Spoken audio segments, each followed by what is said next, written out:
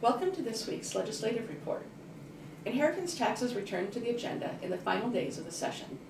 An amendment to LB 1363 that was adopted this week would reduce the percentage rate of inheritance taxes paid by extended relatives and unrelated beneficiaries to 8%.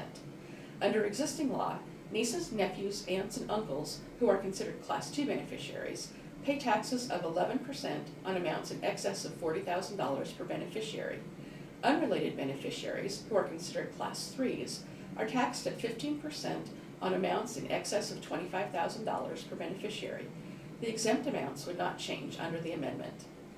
In exchange for the lower tax rate, the portion of documentary stamp taxes collected and retained by counties would be increased from 50 cents to $1.15 per $1,000 of valuation on transfers of property.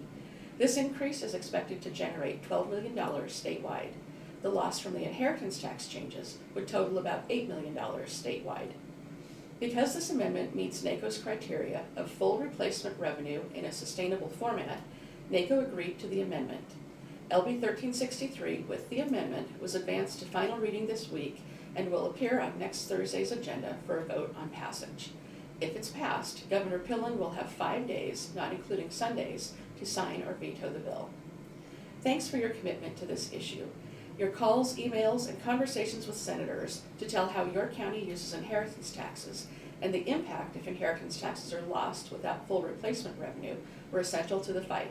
Senator after senator spoke on the floor about the need to keep counties whole, and the original bill, LB 1067, did not have enough votes to eliminate inheritance taxes without equivalent replacement revenue. We were only able to reach the agreement on LB 1363 because of you and your efforts. Thanks to you all.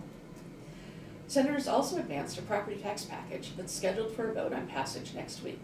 The bill is a pared-down version of a proposal offered on behalf of Governor Pillen.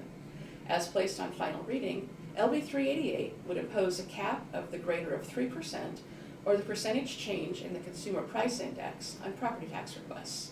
Exceptions to the cap are made for growth, bonds, emergencies, threats to public safety and health, votes of the people, and interlocal agreements for public safety. Property tax askings could be increased by 6% for compensation for understaffed law enforcement, firefighter, and corrections officer positions. The current refundable income tax credit on school taxes paid would be replaced with a credit that would appear on property tax statements. The state would send $750 million for the credit to counties for disbursement to schools. 1 day remains in this 60-day session. On Thursday, the legislature will reconvene to vote on passage of these and other bills that were advanced from final reading this week and needed to lay over for a day, as well as taking up any veto overrides before adjourning to sine die.